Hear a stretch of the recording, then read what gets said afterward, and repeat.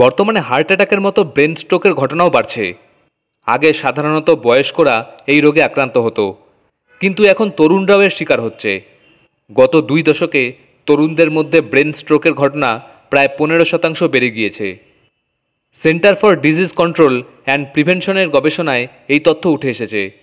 এই গবেষণায় দেখা গিয়েছে যে এখন 18 বছর থেকে 44 বছর বয়সীদের মধ্যে ব্রেন স্ট্রোকের ঘটনা বাড়ছে। 2010 সাল থেকেই ব্রেন স্ট্রোকের হার বেড়েছে।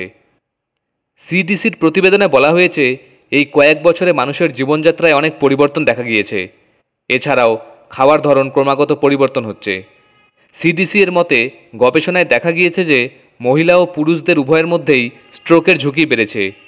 পুরুষদের মধ্যে প্রায় 7% এবং মহিলাদের মধ্যে 10% পর্যন্ত বৃদ্ধি পেয়েছে।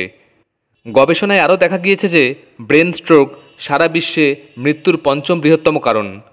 বেশিরভাগ ক্ষেত্রে রোগী লক্ষণগুলি সম্পর্কে সচেতন হন না এবং দেরিতে হাসপাতালে পৌঁছন। চিকিৎসায় দেরি হলে মৃত্যুর সংখ্যা বাড়ে। গবেষণায় দেখা গিয়েছে যে ব্রেন স্ট্রোকের ঘটনা বৃদ্ধির অনেক কারণ রয়েছে।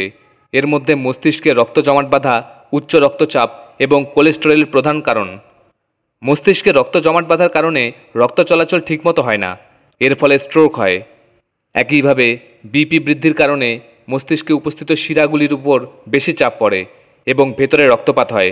তাই স্ট্রোক এড়াতে উচ্চ রক্তচাপ এবং কোলেস্টেরল নিয়ন্ত্রণে রাখার পরামর্শ দিয়েছেন চিকিৎসকরা। সিডিসি অনুসারে যারা প্রচুর ধূমপান করেন, অতিরিক্ত অ্যালকোহল পান করেন, অস্বাস্থ্যকর জীবনযাপন করেন এবং স্থূলতা বেশি, তাদের স্ট্রোকের ঝুঁকি বেশি থাকে। এটি 18 বছর বয়সী কারো হতে পারে। তাই গবেষকরা ধূমপান ও অ্যালকোহল পান না করার পরামর্শ দিয়েছেন। স্ট্রোকের প্রাথমিক উপসর্গ ঝাপসা দৃষ্টি, মাথা ঘোরা, কথা বলতে সমস্যা। বিশেষজ্ঞরা জানান, ব্রেন স্ট্রোক থেকে রক্ষা পেতে কোলেস্টেরল নিয়ন্ত্রণে রাখুন, দৈনিক ব্যায়াম, ওজন নিয়ন্ত্রণে রাখুন এবং মাথা ব্যথার সমস্যা থাকলে চিকিৎসকের পরামর্শ নিন।